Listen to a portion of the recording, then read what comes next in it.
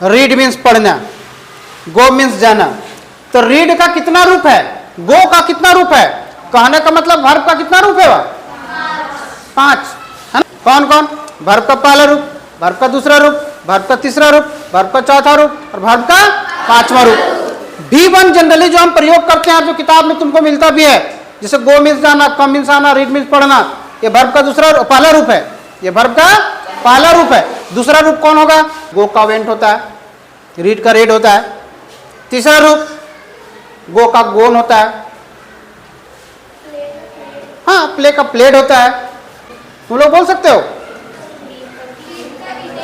हाँ ईट का इटेन होता है तीसरा रूप, और दूसरा रूप ईट का एट होता है कि नहीं?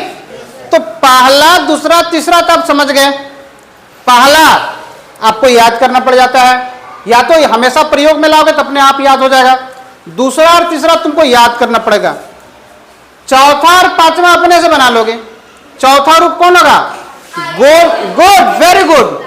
गो में ING लगा दिए, गोइंग, ये चौथा रूप हो गया। रीड में ING लगा दिए, रीडिंग, ये चौथा रूप हो गया। प्ले में ING लगा दिए, प्लेइंग, चौथा रूप हो गया।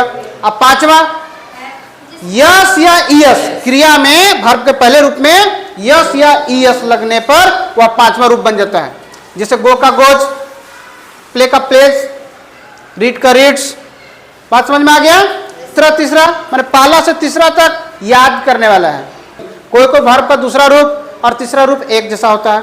कोई वर्ब का पहला रूप, दूसरा रूप, तीसरा रूप एक ही जैसा होता है, लेकिन उच्चारण अलग हो जाता है। जैसे रीड, वर्ब का पहला रूप है रीड, दूसरा क्या है? स्पेलिंग सेम होता है, READ रीड, लेकिन पढ़ाता रेड है। तीसरा रूप भी पढ़ाता रेड है, स्पेलिंग वही होता है, READ। ठीक है। चौथा रूप ING लगा देंगे, रीडिंग।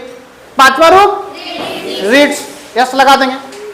तो चौथा और 5वां तो अपने से बना सकते हैं, लेकिन पहला दूसरा तीसरा आपको थोड़ा थोड़ा माइंड मेकअप करके रखना पड़ेगा, याद करके रखना पड़ेगा। है बहुत आसान, लेकिन आपको सिर्फ समझना है बहुत आसान, लेकिन थोड़ा थोड़ा समझना है। कोई दिक्कत इसमें? वर्ब में ये 5 रूप आप याद रखेंगे, ठीक ना।